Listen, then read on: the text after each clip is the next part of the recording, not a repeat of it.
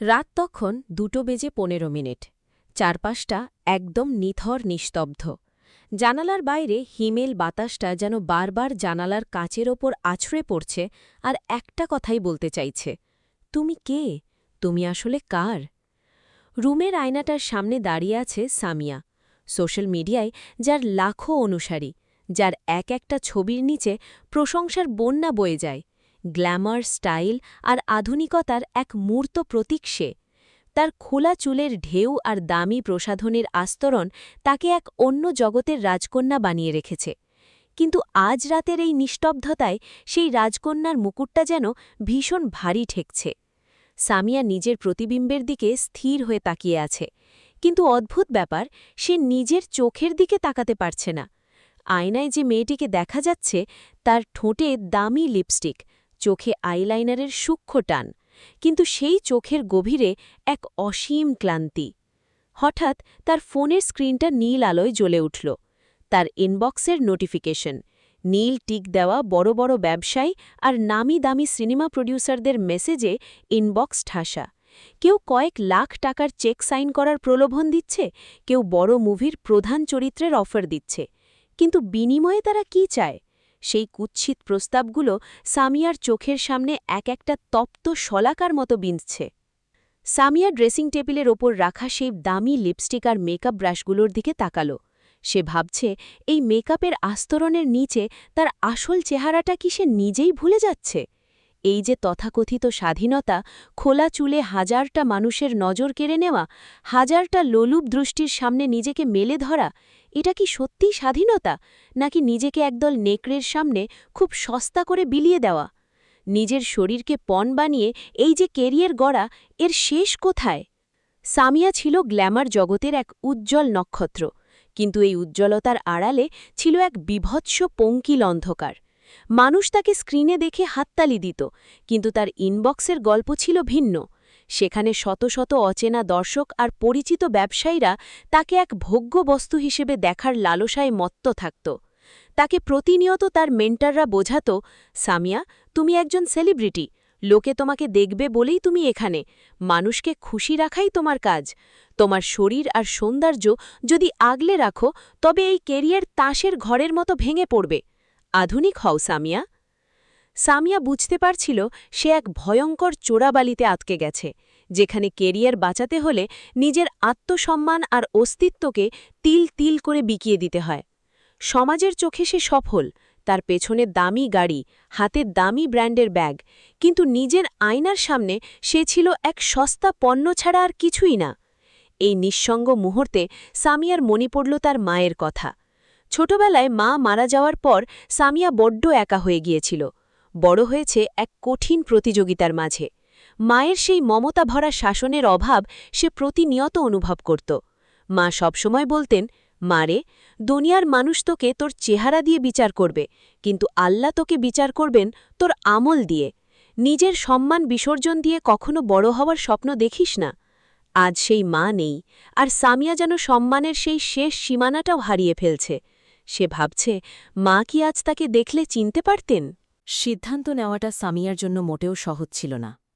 একদিকে কোটি টাকার হাতছানি, খ্যাতির তুঙ্গে থাকা জীবন, অন্যদিকে এক অদ্ভুত আধ্যাত্মিক শূন্যতা। এক রাতে প্রচণ্ড অস্থিরতা নিয়ে সে জায়নামাজের এক কোণায় বসে কাঁদল, তারপর একসময় ঘুমিয়ে পড়ল। স্বপ্নে সে নিজেকে দেখল এক আদিগন্ত অন্ধকার প্রান্তরে। সেখানে কোনো শব্দ নেই, শুধু এক হিম শীতল নীরবতা। হঠাৎ সেই অন্ধকারে আলোর এক ঝিলিক দেখা গেল। একজন অপরিচিত নুরানি চেহারার প্রবীণ মানুষ তার সামনে এসে দাঁড়ালেন। মানুষটির সাদা দাড়ি আর চোখের শান্ত দৃষ্টিতে ছিল এক গভীর আকাশ ছোঁয়া মমতা। তিনি সামিয়াকে খুব মৃদু স্বরে বললেন, সামিয়া, তুমি কি জানো তুমি কেন এই অন্ধকার প্রান্তরে দাঁড়িয়ে আছো?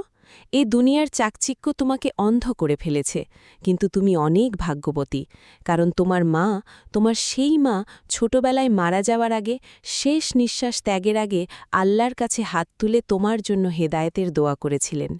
তিনি কেঁদে বলেছিলেন, ইয়া আল্লাহ, আমার মেয়েটাকে তুমি শয়তানের হাত থেকে বাঁচিও। আজ তোমার মায়ের সেই দোয়া আর চোখের জল আরশের মালিক কবুল করেছেন। আল্লাহ আমাকে তোমার স্বপ্নে পাঠিয়েছেন তোমাকে বাস্তবতা বুঝানোর জন্য। জন্য। এই রঙিন জীবন আসলে এক নিপুণ ধোঁকা। সামিয়া স্বপ্নেই হাও মাও করে কেঁদে ফেলল।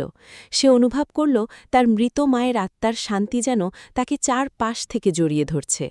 সেই অপরিচিত মানুষটি তাকে বললেন, মানুষকে খুশি করার এই মেকি জীবন ছেড়ে দাও সামিয়া, তবেই তুমি তোমার রবের সন্তুষ্টি আর জীবনের আসল প্রশান্তি খুঁজে পাবে। আজই সময় ফিরে আসার। সামিয়া যখন ঘুম থেকে জাগল, দেখল তার সারা শরীর ঘামছে, বালিশ চোখের জলে ভিজে একাকার। ঘড়িতে তখন ফজরের আজান দিচ্ছে, কিন্তু তার বুকটা আজ এক অদ্ভুত হালকা শান্তিতে ভরে আছে। সে আর এক মুহূর্তও দেরি করল না। সে তার ড্রয়ারের একেবারে নিচ থেকে একটা পুরনো কালো ওড়না বের করল। কাপা কাপা হাতে আয়নার সামনে দাঁড়াল। সে যখন পরম মমতায় তার মাথাটি আবৃত করল, নিজের চুলগুলোকে পরম যত্নে পর্দার আড়ালে লুকিয়ে ফেলল, হঠাৎ তার বুকটা ফেটে কান্নার বান ডাকল। দীর্ঘ কয়েক বছর ধরে যে চুলগুলোকে সে মানুষের কাছে বিনোদনের বস্তু বানিয়েছিল, আজ সেগুলোকে ঢেকে ফেলার পর সে এক অকল্পনীয় নিরাপত্তা অনুভব করল। মনে হল সে এক বিশাল দুর্গ খুঁজে পেয়েছে। সে আয়নার দিকে তাকাল। কোনো মেকআপ নেই, কোনো কুপ্রস্তাব পাঠানোর প্রলোভন নেই, শুধু এক টুকরো কাপড় আর তার মায়াবী মুখমণ্ডল। সামিয়া প্রথমবারের মতো অনুভব করল সে আজ সত্যিই স্বাধীন। সে আজ কোনো প্রডিউসার বা ব্যবসায়ীর দাসী নয়, সে আজ রবের এক অনুগত বান্দি। তার মনের সব অস্থিরতা যেন এক নিমেষে ধুয়ে মুছে সাফ হয়ে গেল। কিন্তু এই পথ সহজ ছিল না। হিজাব পরার সিদ্ধান্ত ঘোষণা করার পর চারপাশ থেকে যেন আগ্নেয়গিরির লাভা ধেয়ে এলো। তার ফোনটা অকেজো হওয়ার উপক্রম হল।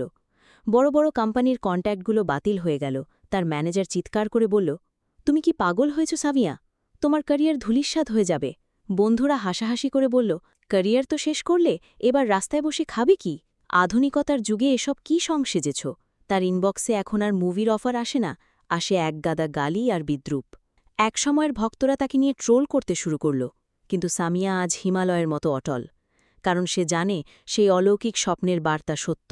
সে জানে তার মায়ের দোয়া আর রবের করুণা তার সাথে আছে। সে যখন হিজাব পরে প্রথমবার জনসমক্ষে বের হল, সে দেখল মানুষ এখন আর তার শরীর নিয়ে মন্তব্য করছে না, বরং তার চোখের গভীরতা আর ব্যক্তিত্ব নিয়ে কথা বলছে। সে অনুভব করল পর্দা মানে বন্দী হওয়া নয়, পর্দা মানে হচ্ছে এক নাজকীয় আভিজাত্য। হাজার হাজার লোলুপ দৃষ্টির বিষাক্ত তীরের থেকে সে আজ নিজেকে চিরতরে মুক্ত করেছে।